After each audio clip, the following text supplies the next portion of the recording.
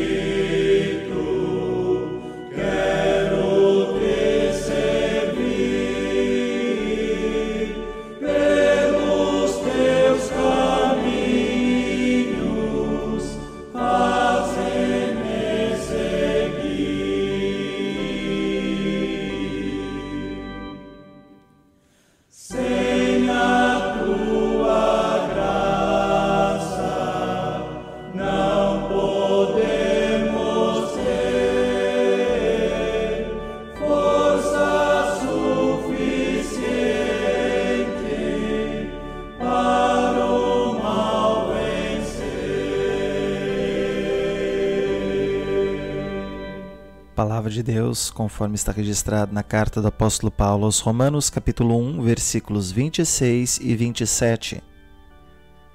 Por causa disso, Deus os entregou a paixões vergonhosas, porque até as mulheres trocaram o modo natural das relações íntimas por outro, contrário à natureza.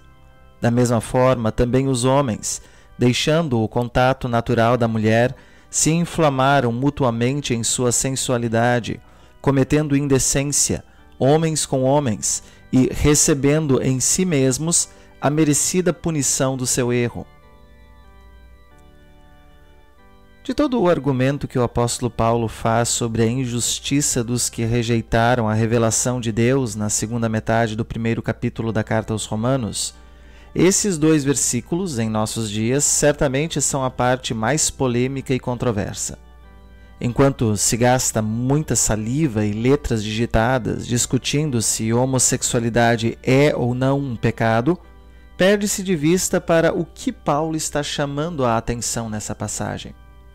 Cristãos que levam a sério a revelação divina na Escritura Sagrada vão continuar afirmando que é, e o mundo à nossa volta vai continuar argumentando que não é. Esse é o fato.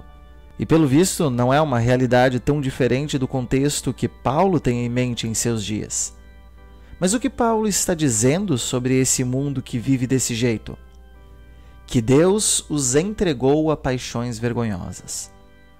3 vezes nesse trecho da carta aos Romanos, Paulo diz que Deus os entregou. Sobre esse assunto, Paulo inclusive afirma que entregar essas pessoas às suas paixões já é parte do castigo e do julgamento de Deus. Que, vivendo desse jeito, eles já estão recebendo em si mesmos a merecida punição do seu erro.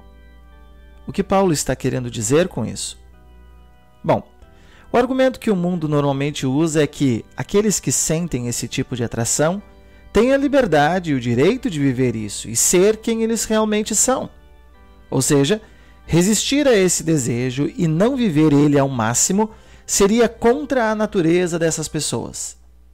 Curiosamente, Paulo usa exatamente a mesma expressão para se referir ao relacionamento de mulheres com mulheres e de homens com homens, afirmando que esse tipo de relação é contrário à natureza. Como é que Paulo e os militantes de nossos dias conseguem usar exatamente o mesmo argumento para dizer exatamente o oposto um do outro? A explicação está em onde está o que cada um reconhece como sendo em conformidade com a natureza. Para os militantes da causa, o que está em conformidade com a natureza é o que você sente, os desejos do seu coração. Para Paulo, o que está em conformidade com a natureza é o plano original de Deus quando criou o ser humano à sua imagem e homem e mulher os criou. Ou seja, que Deus não criou a raça humana dividida entre homens e mulheres por acaso e sem propósito, mas com o propósito da união de homens com mulheres através do casamento em mente. O corpo do homem foi criado para a mulher e vice-versa. Com isso, não se pretende negar a realidade de que algumas pessoas não tenham a atração pelo sexo oposto que leva o homem e a mulher a se tornarem uma só carne e frutificarem no casamento. Mas se reconhece que, quando isso acontece, é contrário à natureza e é uma consequência da presença do pecado no mundo que se manifesta dessa forma em algumas pessoas, assim como se manifesta de diversas outras formas em todos os seres humanos pecadores. Já a militância da causa, em nossos dias, diz que essa atração contrária à natureza é o natural, pelo fato de que foi com essa atração que nasceram. A questão toda se resume a responder à pergunta: qual é o parâmetro para decidir o que é de acordo e contrário à natureza? Paulo vai olhar para fora da pessoa, para Deus, para a criação e o propósito de Deus com ela. A militância da causa vai olhar para dentro da pessoa, seus instintos e os desejos de seu coração. Mas o que é que nós sabemos que tem dentro de cada um de nós? O pecado. Por isso entendemos que algumas pessoas têm uma atração contrária à natureza que elas não escolheram, e entendemos também por que isso acontece com essas pessoas. Como disse o nosso Senhor Jesus Cristo, do coração procedem maus pensamentos, homicídios, adultérios, imoralidade sexual, furtos, falsos testemunhos, blasfêmias, e esse desejo é só mais um dessa lista. Todos nós batalhamos em nossa vida neste mundo com algum, ou mais provavelmente, alguns desses desejos contrários à natureza que provém de nosso coração pecaminoso. Quando se argumenta que esse desejo define quem nós somos, estamos argumentando que o pecado define quem nós somos. Quando se argumenta que viver de acordo com esses desejos de nosso coração contrários ao propósito original de Deus é liberdade, está se defendendo que deveríamos deixar o pecado nos escravizar desse jeito pelos desejos de nosso coração, sem sequer lutar contra isso. O que Paulo está dizendo nesse trecho tão polêmico e controverso em nossos dias é que esse mundo que já o rejeitou de qualquer jeito, Deus os entregou à escravidão do pecado.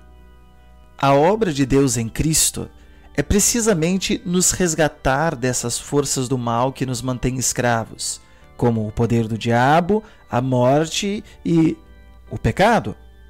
Sequer seríamos capazes de lutar contra esses tiranos que nos querem manter escravos e nos salvar dessa escravidão. Mas Jesus veio até onde estávamos, até o domínio desses tiranos, e derrotou esses tiranos com sua vida, morte e ressurreição. Sua vida derrotou o pecado, pois foi o ser humano perfeito que nunca pecou.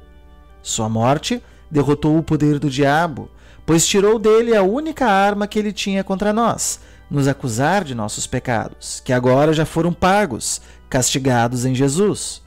Sua ressurreição derrotou a própria morte, que não conseguiu segurá-lo em seu domínio, abrindo a porta da vida eterna para nós de novo. Todos aqueles que, pela fé, estão unidos a esse Cristo, compartilham da sua vitória sobre esses tiranos e são mais que vencedores por meio daquele que nos amou. Mas todos aqueles que continuam separados de Cristo continuam sob o domínio desses inimigos e submetidos à escravidão a eles. Quando Paulo fala sobre aqueles que Deus entregou a essa escravidão, ele está querendo dizer que, já que eles rejeitaram a revelação de Deus, que procurava libertá-los da escravidão em Cristo Jesus, Deus os abandonou nessa escravidão, de forma que aquilo que eles entendem como sua liberdade é precisamente sua condenação e prisão. Porque escravos desses tiranos, todos já nascemos e precisamos que Deus intervenha e nos liberte deles. Nada podemos fazer para iniciar, completar ou colaborar com essa libertação. Não saberíamos nem que precisávamos ser libertados se isso não nos fosse mostrado. Isso tudo é algo que só Deus pode fazer. Mas podemos fazer algo para não sermos libertados dessa escravidão, a saber, rejeitar o nosso Salvador. É desses que Paulo está falando quando diz que Deus os entregou à escravidão de que eles tanto gostam, com a ilusão de que são livres e que, justamente por terem sido entregues a essas paixões vergonhosas que são a manifestação do pecado em suas vidas, estão recebendo em si mesmos a merecida punição do seu erro. No que eles acham que são vitoriosos e livres, é exatamente onde eles estão abandonados à sua escravidão. Mas quem são esses que estão abandonados por Deus à sua escravidão? São todos aqueles que têm a inclinação para o pecado? É claro que não, pois isso significaria que todos nós estaríamos abandonados por Deus à escravidão do pecado, pois todos ainda lutamos com a inclinação e o desejo para o pecado.